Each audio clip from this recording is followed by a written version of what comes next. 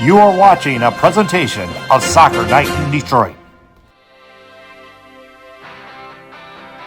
For Iowa, and it is the second goal for them, and they take the lead. On the follow-up, and it's put away. It's a big goal for Cincinnati. That's actually Tufts can't leave her open at the top of the box like that. Goal number Torrance. It's a goal. Gets through the legs. It's in. Torrance. Oh my gosh. City have the lead. Oh my gosh. City have the lead. 2 minutes and 13 seconds left. Coming to you from the field here at Detroit City Fieldhouse.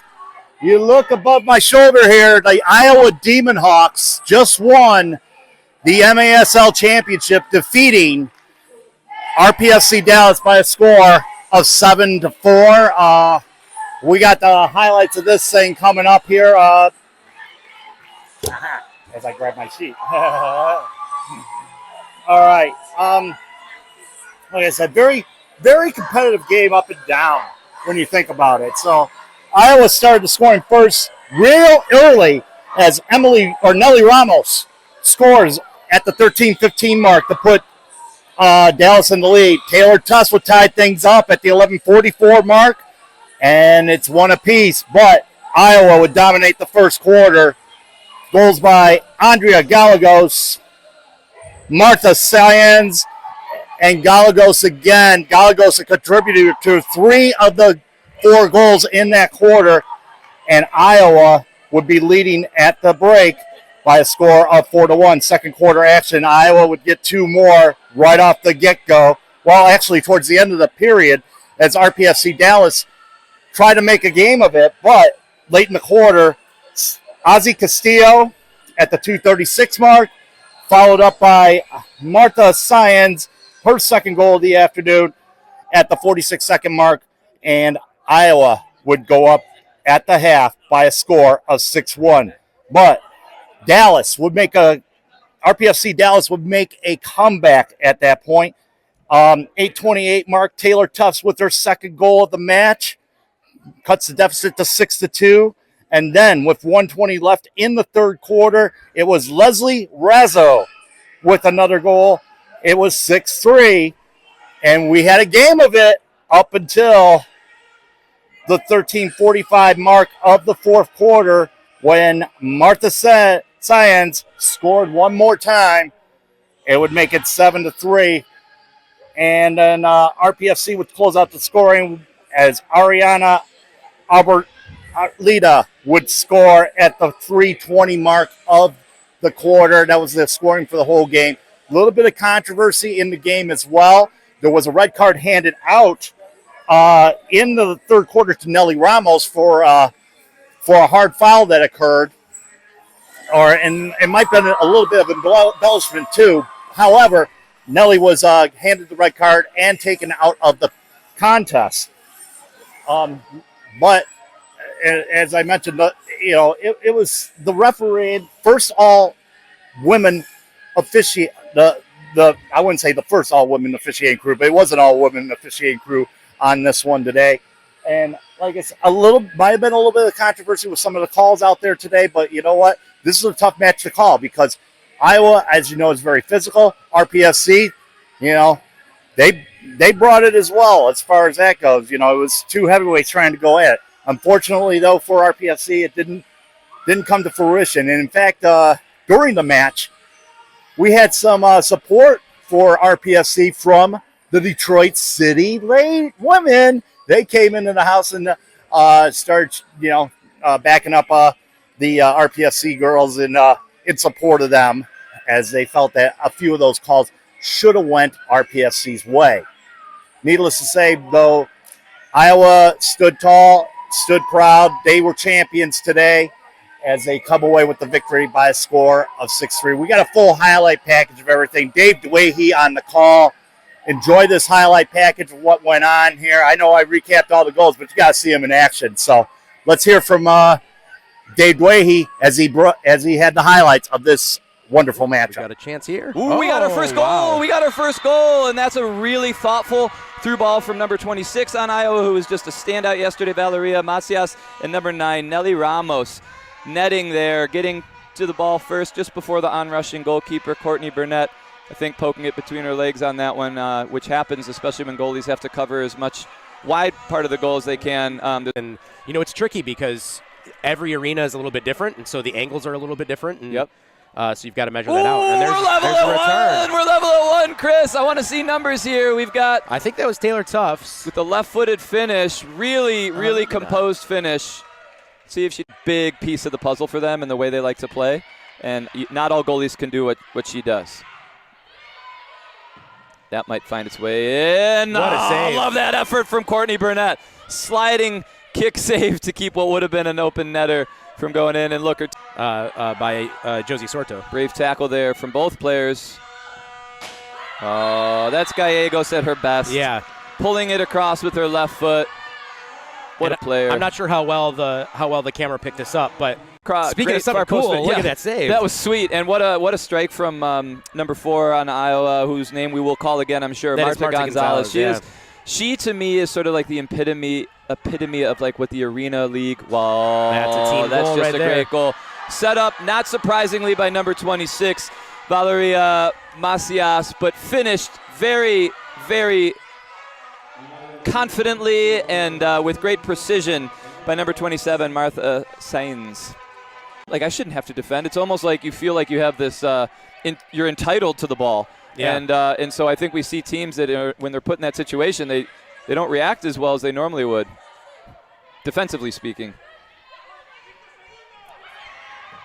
And Gallegos, you can't leave 4 her that seconds free. remaining. Oh, wow. I She picked out wasn't her even spot. paying attention to the clock. That's a huge goal. She's going to try to. Oh. Whoa! That was Last-ditch really effort there. clever from the goalie there. Yeah. That was, wow. I don't know what to say. I can't. I have no comment, Chris. This is seeing Tina Harrow play a little bit more conservatively than we saw her yesterday. That's just That's a a well-worked well-executed goal and power play. You could see Iowa.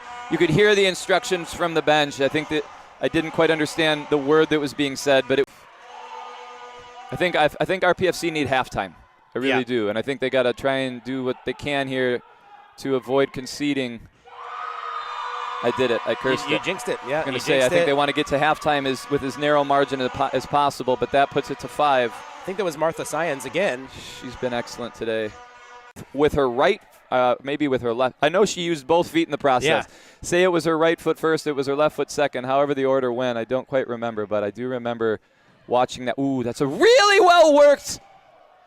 Oh, my gosh, Chris. I don't know how that didn't go That in. was so well worked by RPFC. Multiple one-touch passes. The foul got called in her favor.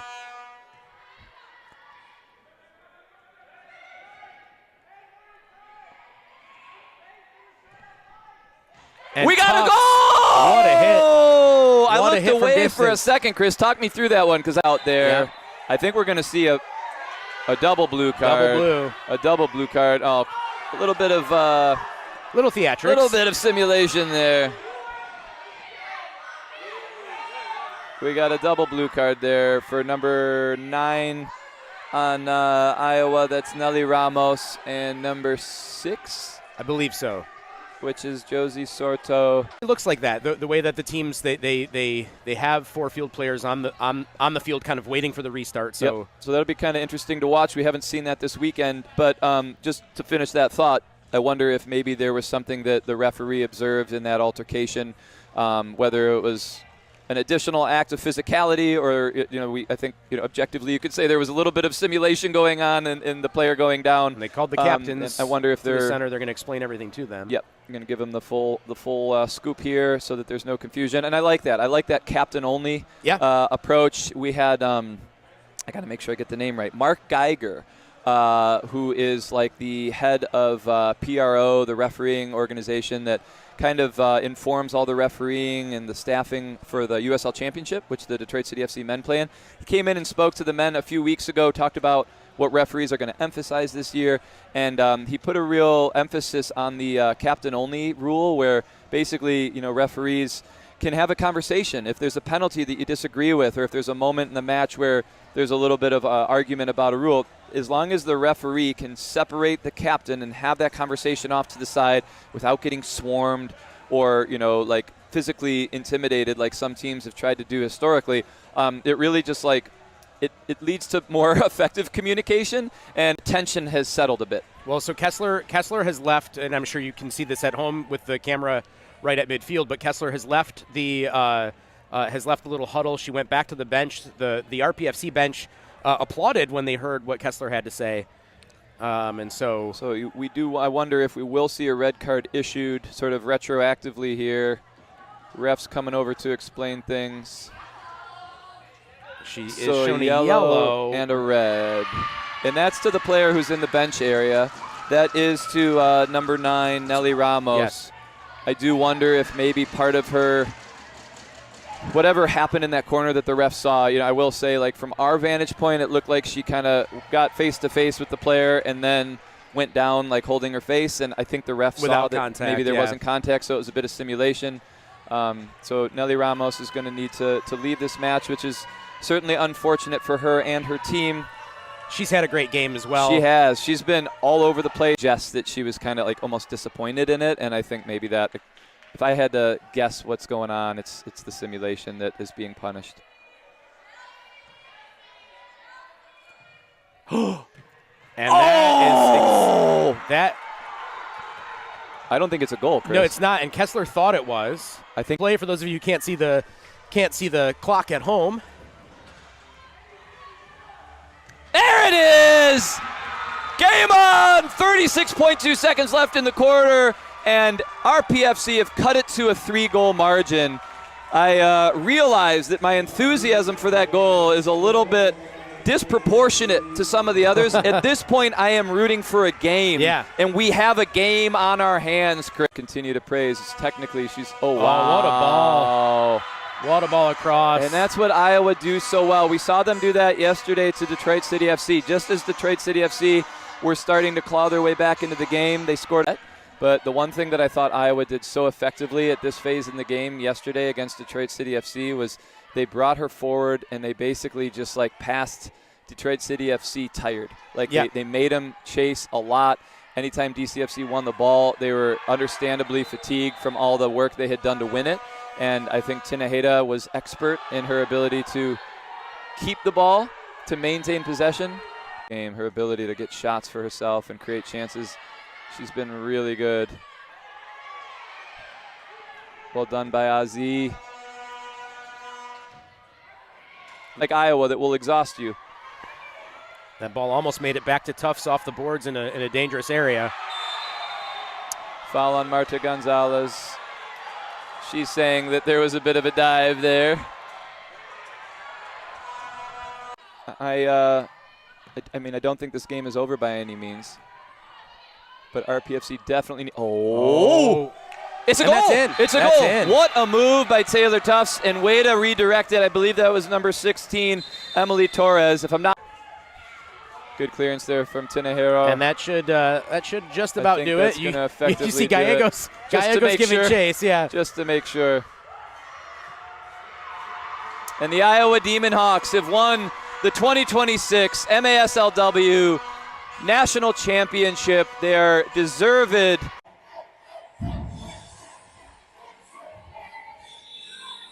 All right, the man who was on the call all weekend long, our resident announcer or resident analyst here, David Dwaihy, joins us now. What can you say about this final today? I thought it was a great final. You know, a lot of times, I mentioned it on the broadcast, a lot of times when it's a final, the nerves set in, teams play a little tight. They don't play to win, they play not to lose, all those cliches. But I thought we had a really open match. RPFC, I was happy to see they finished the game really well and made it interesting. But credit to Iowa, they're so clinical. They're very methodical in how they play, and it just wears teams down. And you know, I think they kind of effectively won it by the half, even though RPFC made it interesting. It was just like they took care of business quickly. First, all female referee crew, different crew from yesterday, obviously. And we talked a little bit about how the referees mattered in the match and whatnot. So, I mean, and most of all, it's supposed to be left up to the players. There was one red card incident that occurred in the match. Yep. And from what I was talking with JR about that. And that was Emily, number 9.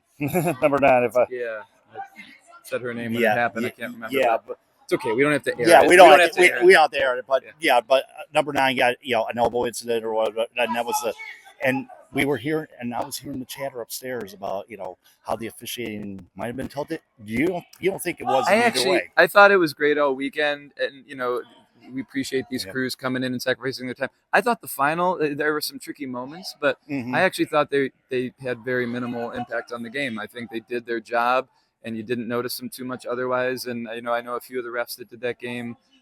Carrie Martinez does a lot of the USLW games. She's a consummate professional, really good at what she does. I thought she managed her side brilliantly. Yep. The other ref that was on the field with her, I'm less familiar with, but I thought they did a really good job. And I thought that red card was, like by letter of the law. I think there was some simulation there to attempt to manipulate, and that was it wasn't for a horrible foul or anything. And but from what I understand, it was an elbow that was might have been that. Yeah, as well. that was the case of that, and Nelly Ramos ended up, having to leave the match because of it. Yeah, but no, unfortunately. But that's the flow of the game. Yeah, and I think speaking of flow of the game, I think for the most part, the refs let it go, and they hustled to keep the ball back in play, and we got to see almost all of those 60 minutes of soccer, which is what you want. You don't want too many interruptions or too many moments of controversy, and I thought they kept those to a minimum. And you mentioned during the broadcast too how well RPFC Dallas was playing, just in spite of the fact of the deficit. And every chance they had, there were so many chances that they had towards the net. They would either hit the crossbar or hit above the bar or whatever it was.